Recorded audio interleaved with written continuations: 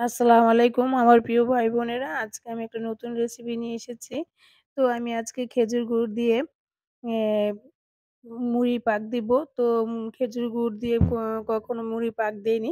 তো আজকে আমি ট্রাই করব যে আসলে খেজুর গুড় দিয়ে কি মুড়ি পাক দেওয়া যায় কিনা?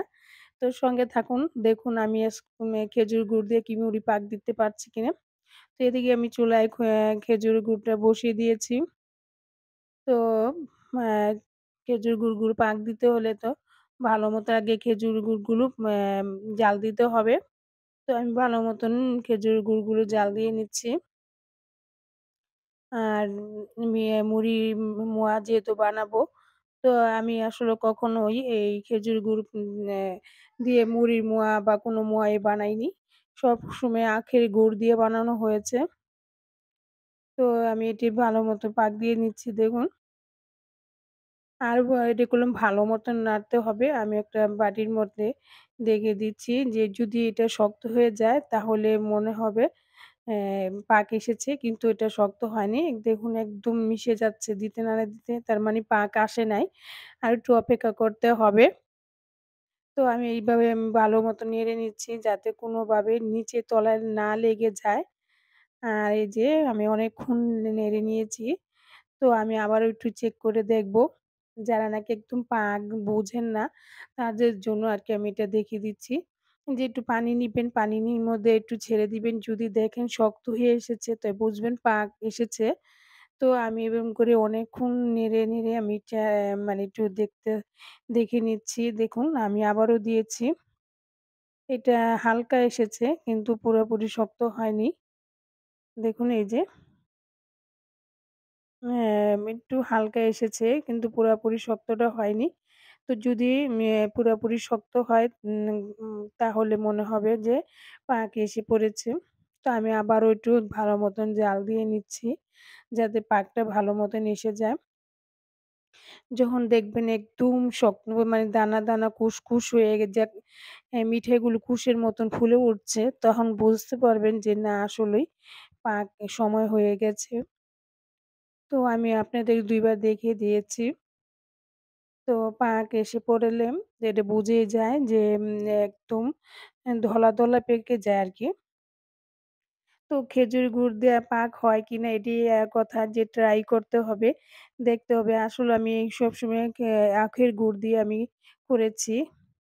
এই যে শেষ পর্যন্ত আবার একবার দেখছি যে গুড়টা পাক এসেছে কিনা। এই যে দেখুন, আমি এটা একটু ঠান্ডা করে নিচ্ছি যাতে একটু ঠান্ডা করে তারপরে দেখিয়ে দিব। তো এটা আমি ভালো মতো নেড়ে নিচ্ছি যেহেতু তলায় লেগে যাচ্ছে এজন্য একটু সরিয়ে আমি একটু নাড়া দিয়ে নিচ্ছি। তলায় লেগে গেলে এটা গন্ধ হবে। এই দেখুন একদম শক্ত হয়ে গেছে। তার মানে পাকটা এসে পড়েছে। দেখুন একদম শক্ত হয়ে গেছে কইলাম। এই যে আমি মানে এত দিয়ে করছি একদম গাঁটার মতন হয়ে গেছে দেখুন। একদম শক্ত হয়ে গেছে তার মানে পাকটা এসে গেছে। একদম গাঢ়টা হয়ে গেছে আরকি। এখন আমি নামিয়ে ফেলবো। তার মানে পাক এসে পড়েছে। এখন আমি মুড়ির মধ্যে এটা ঢেলে দেব। আপনারা চাইলে কড়াইয়ের মধ্যে মুড়ি দিতে পারেন, আবার বলের মধ্যে ঢেলে ওইটার মধ্যেও নেড়ে নিতে পারেন। তো আমি হ্যাঁ, এই পাকটা দেখিয়ে দিব। আসলে খেজুর গুড় দিয়ে পাক সহজে ভালো হয় না আরকি।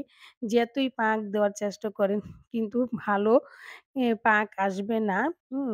ছেড়ে দিবে আরকি। এটা সহজে পাক হয় না আরকি। আমি এটা ট্রাই করলাম আরকি।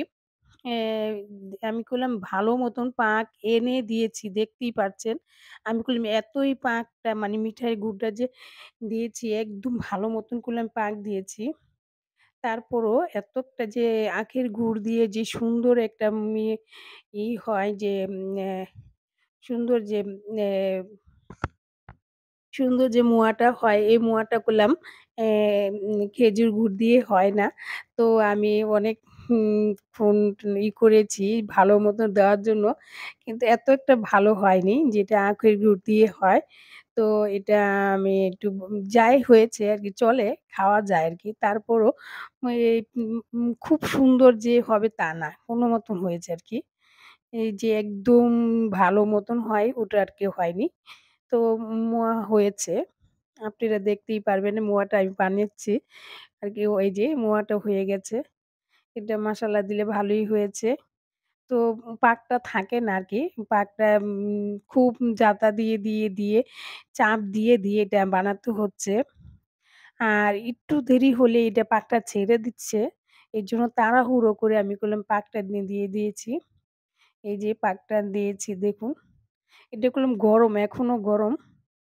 আমি পাকটা দিয়েছি একদম গরম অবস্থায় মানে সাথে আপনাদের দেখিয়ে দিচ্ছি। আমি আরো পাক দিয়েছি। কিন্তু ওটা আর দেখানো হয়নি। তো আমি কটাই আমি আপনাদের দেখিয়ে দিয়েছি। দেখুন একদম শক্ত হয়ে গেছে।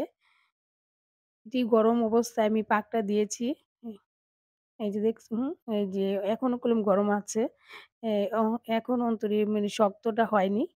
তো মাশাআল্লাহ ভালোই শক্ত হয়েছে। সবাইকে অনেক ধন্যবাদ।